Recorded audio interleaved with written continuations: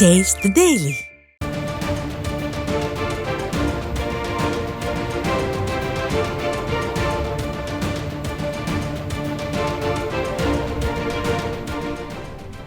மழை குறித்து முன்னரே வானிலை ஆய்வு மையம் எச்சரிக்கை விடுத்தும் பொதுமக்களை வெள்ளத்தில் தத்தளிக்க வைத்து வேடிக்கை பார்த்துக் கொண்டிருக்கிறது திராவிட மாடல் அரசு.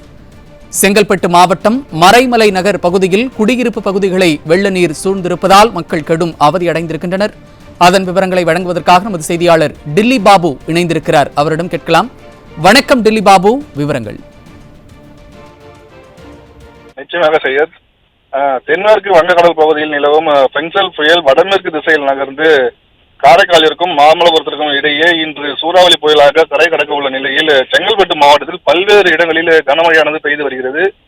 குறிப்பாக செங்கல்பட்டு மாவட்டத்திற்கு உட்பட்ட சிங்கப்பெருமாள் கோவில், மறைமலை நகர், ஊரப்பாக்கம், கூடுவாஞ்சேரி ஆகிய பகுதிகளில் மழை பெய்து வருவதால் தாழ்வான பகுதிகளில் வெள்ள நீரானது சூழ்ந்துள்ளது. குறிப்பாக மறைமலை நகர் நகராட்சிக்கு உட்பட்ட நின்னகரி என்ற பகுதியில் சுமார் 100க்கும் மேற்பட்ட குடும்பங்கள் வசித்து வருகின்றன. இந்த நிலையில் தொடர்ந்து இந்த பகுதியில் மழையானது பெய்து வருவதால் தாழ்வான பகுதிகளில் வெள்ள நீர் சூழ்ந்துள்ளது.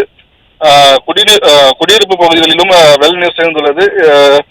பொதுமக்களிடையே பெரும் அச்சத்தை ஏற்படுத்தியுள்ளது.